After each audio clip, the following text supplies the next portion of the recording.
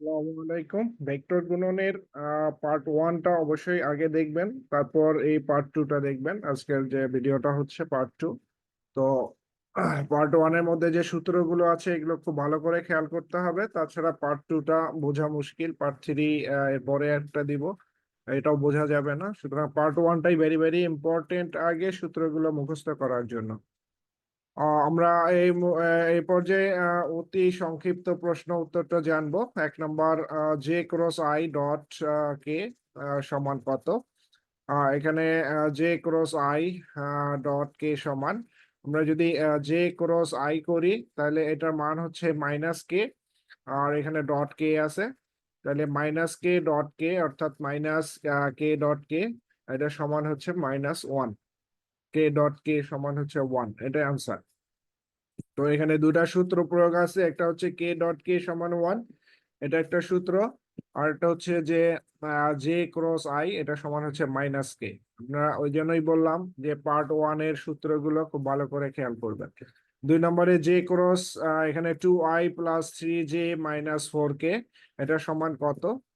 আমরা সমাধানে যদি যাই, জে ক্রস, আমরা এখানে দেখছি জে ক্রস 2i অর্থাৎ 2 × j ক্রস i, আমরা এইভাবে ভেঙে নিতে পারি। 2 ক্রস 2 × j ক্রস i, তারপরে এখানে এইটার থেকে এটা যদি আমরা নেই 3 × j ক্রস j, তারপরে হচ্ছে -4 এখানে j ক্রস কে। তাহলে 2 × j cross i plus 3 × j cross j -4 × j cross কে। তাহলে এখানে এখানে j ক্রস i, এটা সূত্র বলছে -কে। তারপরে হলো j ক্রস j, এটা সমান হচ্ছে 0। আর হচ্ছে j ক্রস কে, এটা সমান i। এরপরে আমরা গুণন করে দেই, এটা হবে -2k, আর এটা হলো 0, আর এটা হচ্ছে -4i। আমরা আইটাকে সামনে নিব, তাহলে এখানে হবে -4i -2k। জে এর অংশটা এখানে নাই, সমস্যা নাই, এটা হচ্ছে অ্যান্সার। একইভাবে এখানে প্রমাণ করো যে J cross K cross I এটা সমান হচ্ছে কে। তো আমরা লেফট সাইড নিয়ে কাজ করি। জে ক্রস কে ক্রস জে সমান, জে ক্রস কে সমান হচ্ছে আই, আর হচ্ছে ক্রস জে, তাহলে i×j এটা সমান হচ্ছে কে, এটাই রাইট সাইড। এরপরে বলা হচ্ছে স্কেলার ত্রিগুণফলের সূত্রটি লেখো।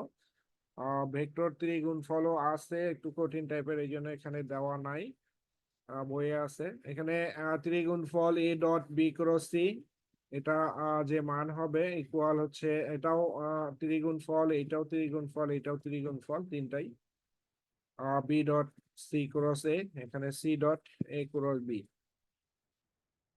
তারপরে আসি সংক্ষিপ্ত রচনামূলক প্রশ্ন উত্তরে। কিছু আমরা এখানে দিতে পারি, যদি এ ভেক্টর সমান এত এবং বি ভেক্টর সমান এত হয়, তবে এ ও বি এর অদিক বা স্কেলার বা ডট গুণন নির্ণয় করো। তো অনেক সময় স্কেলার গুণন বা ডট গুণন এইভাবে বলা থাকে, এখানে অদিক গুণনও বলা আছে। সবই একই গুণন, ডট গুণন।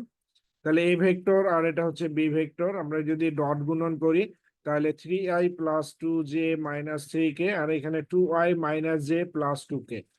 তার ডট গুণনের মধ্যে আই এর সহগ এখানে হচ্ছে 3, এখানে আই এর সহগ 2, তাহলে 3 আর 2 এর গুণন হবে 6।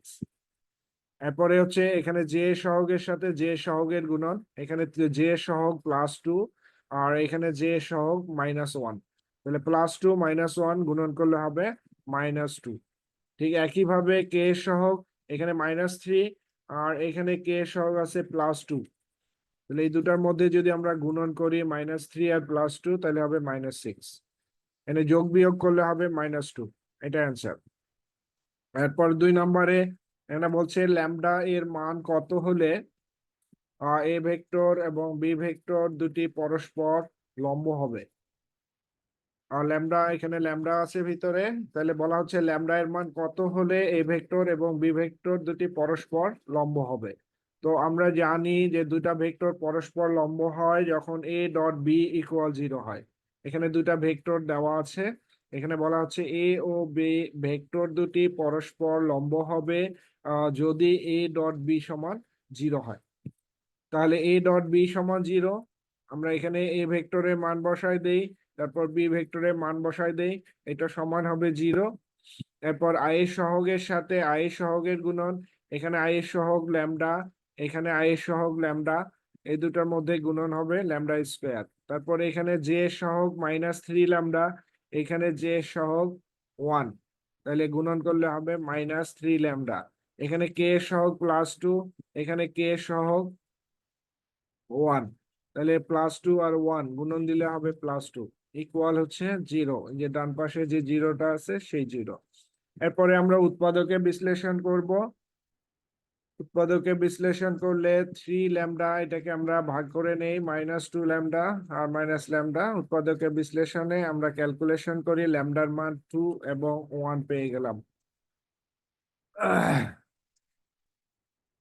এরপরে হচ্ছে 3 নম্বরে ক্রস গুণন। এখানে দুটা ভেক্টর দেওয়া আছে, এ ভেক্টর আর হচ্ছে বি ভেক্টর।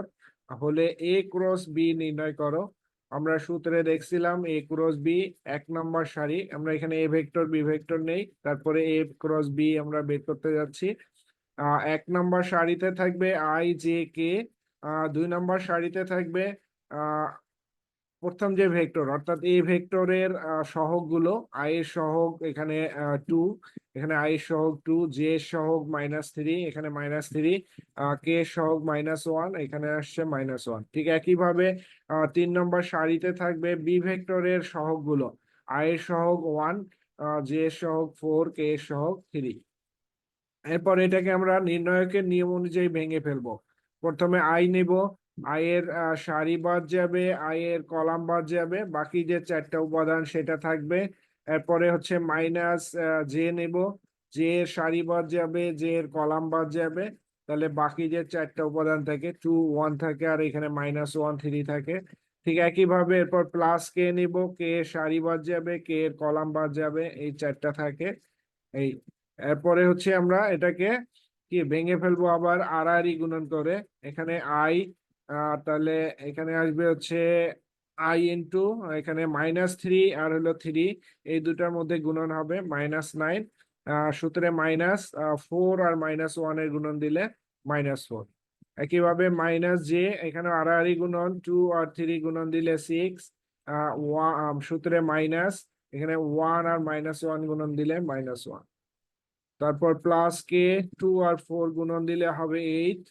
সূত্রে -1 আর -3 গুণন দিলে হবে -3। এরপরে আপনারা যোগ বিয়োগ গুলো করে ফেলবেন, যোগ বিয়োগ করলে এই অ্যান্সারটা চলে আসবে। তো আজকে এই পর্যন্তই থাক। আপনারা আমি আবারও বলি যে পার্ট 1-এর যে সূত্রগুলো আছে সেই সূত্রগুলো আগে ভালো করে দেখবেন, বুঝবেন, তারপরে পার্ট 2 পার্ট 3 দেখবেন। তো আজকে এই পর্যন্তই, ভালো থাকবেন, সুস্থ থাকবেন, আল্লাহ হাফেজ।